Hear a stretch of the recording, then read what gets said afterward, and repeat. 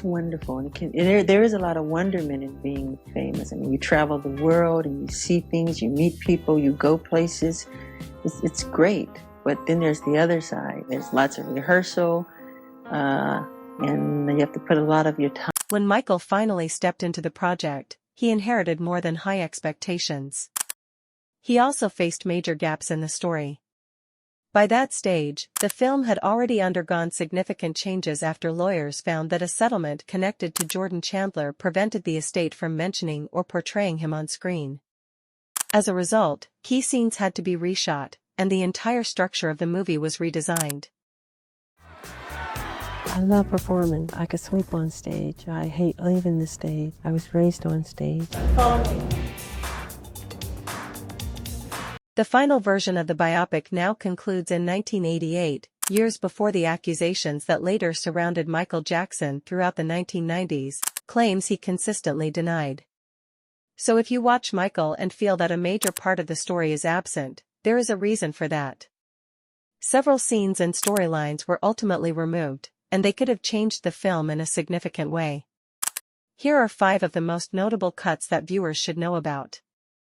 I can't control it. I don't understand. I mean, it makes me very sad. I don't want to go into my medical history situation here. So please, when people see something like that. I just want to get this straight. You are not taking anything to change the color of your skin. Oh, God, no. You did not purposely. We're trying to control it, and using makeup evens it out because it makes blotches on the skin, and I have to even out my skin. The first deleted sequence was reportedly designed to establish the film's tone from the very beginning. Reports suggest the original opening was set in 1993 at Neverland Ranch, with police lights illuminating the scene while Michael stood before a mirror as an investigation tightened around him. That approach would have introduced the story in a completely different way. Rather than opening with success and celebration, it would have begun with tension, uncertainty, and the unraveling of his public reputation. Reports also claim that Antoine Fuqua filmed a scene showing Jackson being stripped during a humiliating search and treated as though he were a dangerous figure. The sequence highlighted how direct the early version of the film was prepared to be. Although the opening was ultimately removed, it would have immediately signaled to viewers that the movie was willing to confront the more controversial chapters of Michael Jackson's story. And I was nervous too, because he was tough. How often would he beat you? Too much.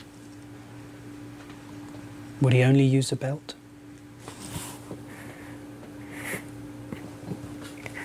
Why do you do this to me? The second deleted sequence was connected to that same chapter of events, but its focus was the emotional consequences rather than the incident itself.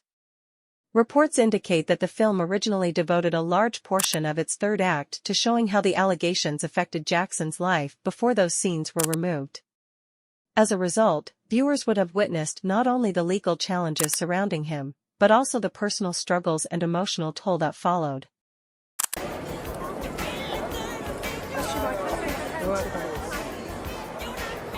Ridiculously expensive as well.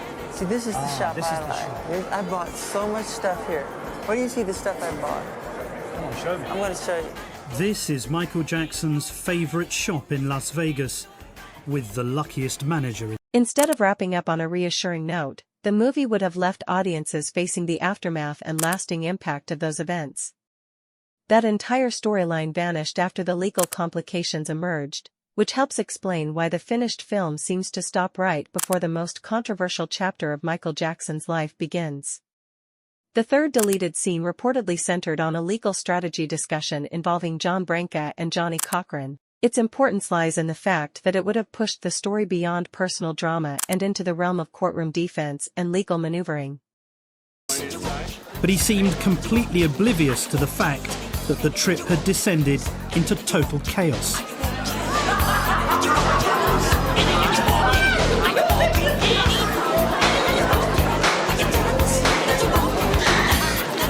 I got Prince.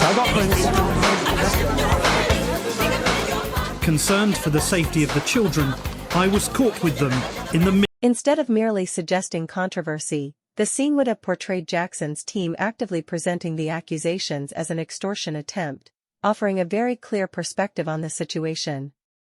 A sequence like that can instantly influence how viewers connect with the film because it signals the lens through which the story is being told. After the reshoots, that entire storyline was reportedly removed as well, leaving the finished version far less interested in drawing audiences into that particular debate. The fourth deleted scene is considered one of the most unfortunate omissions because it was unrelated to the controversy altogether. Kat Graham revealed that her scenes portraying Diana Ross were cut due to certain legal considerations. That is significant because Diana Ross played a major role in Michael Jackson's early career and personal journey. She was woven into his world, his rise to fame, and the emotional foundation of his story. Removing those scenes also removes a relationship that could have brought a more intimate and uplifting dimension to the film.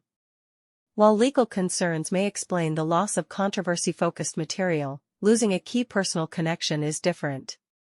Those moments could have added greater emotional depth and strengthened the heart of the movie. We just want to stay. They said, "Can I stay with you tonight?" I go, "If it's okay with your parents, yes, you can." Were your parents happy that you were here with Michael? Yeah, my mom was all very, very, very happy. And I know they're happy because I was happy. Did they come with you? Yeah, most of the time, but I wasn't really with my parents. I was mainly with Michael. But they were happy that you were here? Yeah. The fifth deleted element was not just a single scene but an entire section of the story. Reports suggest that the original version of Michael placed a strong focus on Neverland Ranch, with the property serving as one of the film's central locations. However, after the legal complications came to light, the screenplay was heavily revised, and much of the Neverland material was removed. As a result, the film lost one of the most recognizable and visually unique settings from Jackson's life, a place that symbolized both his dreamlike vision and, later, became closely tied to public controversy. Reports indicate that substantial footage connected to Neverland had already been filmed before producers concluded that the sequences could not remain in the final release for legal reasons. In the finished version, audiences are no longer fully immersed in the world Jackson created around himself. Instead, the film only briefly touches on it rather than exploring it in depth. Neverland is me, you know. It represents the totality of who I am. It really does. I love Neverland. Okay, here we go on 3. Wait, don't cheat. Ready? No, but your hands got to be inside the pocket, man. No. I'm going to beat you. Ready? Are you ready? Wait, no. Ready? No. The sixth deleted element was not a traditional scene, yet it may have been one of the most substantial removals from the original version of the film. According to reporting from Variety, Michael was initially assembled as a 4-hour movie. Among the most notable cuts was an extended section of voiceover narration performed by Jaffer Jackson as an older Michael looking back on his childhood experiences.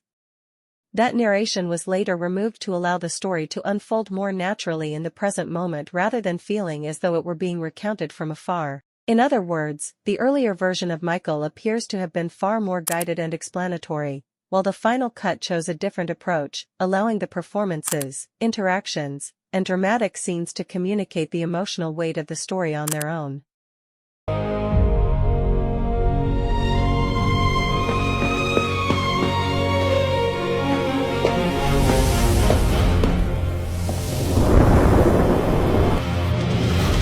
Check weapons. Check comms. We intercept before sunrise. We capture the man alive. What makes that removal particularly interesting is how much it could have changed the tone of the entire movie. Voiceover narration often creates a stronger sense of intimacy, making it feel as though the character is personally guiding the audience through his memories. Once that narration was taken out, however, the film became more immediate and less focused on reflection. That may help explain why some viewers feel the finished version moves quickly through several major events. Even though the voiceover no longer exists in the final cut, it still reveals something meaningful about the film's original design. It suggests that Michael was initially structured to be broader in scope, more detailed in its storytelling, and more emotionally guided before the editing process streamlined it. My father always prepared for the family, as well as my mother. Always wonderful. And that's very important. They made sure we, got the right things for ourselves. Strong parents, I think, are very important, especially in our situation. Well, on stage for me was home. Mm-hmm. I was most comfortable, and still most comfortable, on stage. But once I got off stage, I was like very sad. The seventh deleted sequence involves the film's conclusion, or more precisely, the ending that nearly made it to the screen. In its released form, Michael ends with the 1988 Bad Tour performance at Wembley Stadium before fading to black and displaying the title card. His story continues.